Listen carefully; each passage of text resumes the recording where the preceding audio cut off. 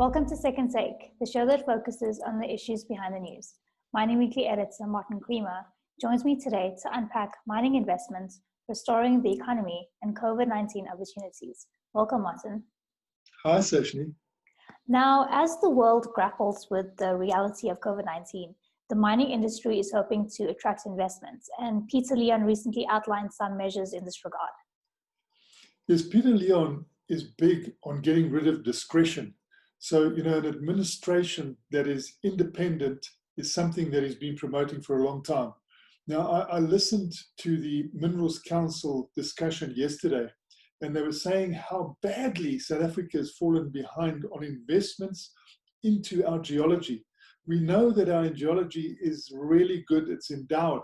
We hear from people all the time that particularly the Northern Cape is so badly underexplored. It hasn't been explored with modern technology. And the moment they use that modern technology, all sorts of interesting things arise that could create wealth for South Africa. So we shouldn't have a situation where we don't go for global best practice. The global best practice is to avoid discretion. When people come and ask for a mining license, for a license to drill, they should have an independent body to deal with. And this is what Peter Leon is saying. An independent regulator for the mining sector could do the world of good. We know that the ANC was asked to do this about 10 years ago, but they rejected it. But he's saying, let them review it again and look at it again. Because if we are going to attract investment, we've got to try and implement what attracts investment elsewhere in the world. That best practice needs to come around here. And it is really heartbreaking to see that people rate Botswana so highly. They rate Ghana so highly because there's an independence there. They're even saying Kenya, is doing so well with the way it's structured, its licensing for the mineral sector. Our cadastre is hopeless. We've got to get a new cadastre. People have got to know what rights have been taken up, where, what rights haven't, what the prospects are. You can't keep on requesting access from a department that is hopelessly out of touch and slow, and its cadastre is useless. So people are going on the internet themselves looking for things. We've got to really go for best practice if we want that investment, and this is what Peter Leon is emphasizing, giving a lot of points, saying, other countries attract investment because of the independent regulator. We should try to really implement that so that there's no discretion. And the Minerals Council president is calling for the restoring of the country's economy. Again, yesterday, the Minerals Council had its AGM and then a virtual media conference. And during that media conference, they said, South Africa was bad before COVID-19 from an economic point of view. It is so much worse now that we have to really use our imagination and work as a unit. We have to come around and say, look, what is best for this country now, because it's really needing correct direction. And so that emphasis was put through yesterday by Minerals Council South Africa. They are complementing the way the government is working with them during the COVID-19 crisis, and are saying, well, let's do the same close liaison and joint working to rebuild our economy, to see what options are there, to reimagine things. There's so much that can be done, and it also has to be done in a way that attracts the best foreign investment, that really creates the biggest number of jobs. We can't have a few people, getting benefits as we've seen in the past. We are noticing, now companies that receive special government favors because of emotional issues, they are now running into trouble. We see some of them with billions upon billions of rands of debt. And how are they going to protect their jobs?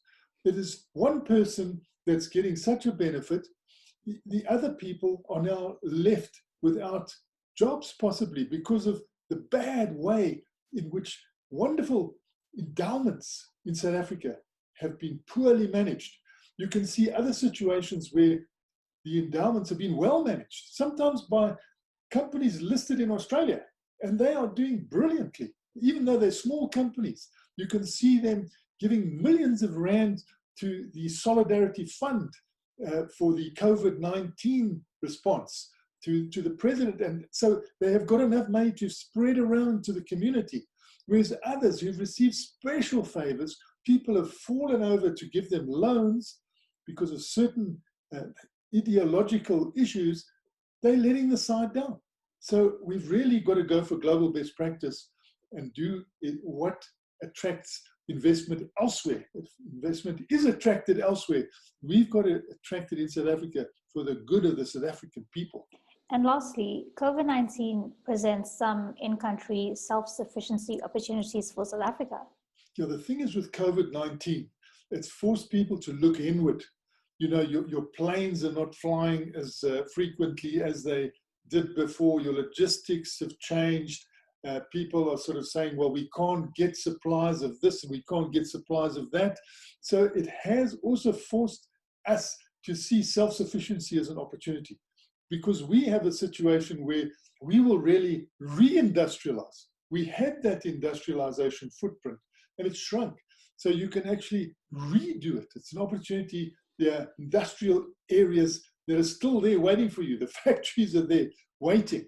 So the investment is not so huge. We did have a self-sufficiency mentality in the past because we are right on the tip of Africa here, far away from everything. And the logistical costs are often quite prohibitive. But they also present an opportunity for you to actually invest because you can compete. And I think that is something now to get the economy going. We should try to re-industrialize, to look at manufacturing opportunities, to look at self-sufficiency again, to say, you know, we can actually produce this. The logistics of getting it here are going to be bad, and we can overcome all this. But at the same time, I think when we do this, we've got to do it the right way. It's got to be clean and green. And, you know, we're looking more closely all the time at Eskom, and we realize Eskom is a fantastic corporation, you know, it does a lot for the country, but it's now totally outdated, you know, with its huge dependency on coal. When you look at what that coal does to people's health, when you look at the water that it takes, because I mean, it's all that steam that is generated, you know, billows up into the atmosphere. So we've got so many issues now that we have to deal with, but there are also opportunities. And when we go for those opportunities, we must also make sure that the letters ESG, which is environmental, social, and governance, are upheld. Because these days, the big investors, if you haven't got ESG principles, they will not invest in you. So we want to encourage that investment. We haven't got enough money really internally to do everything, but we can do a lot if we set up the right regulatory environment and make sure that the people of South Africa benefit. Thanks for speaking with us, Martin. Great pleasure, Sashni. That's it for today. Join us again next week for more news analysis on the local and global mining industries. And don't forget to listen to the audio version of our Mining Weekly daily email newsletter.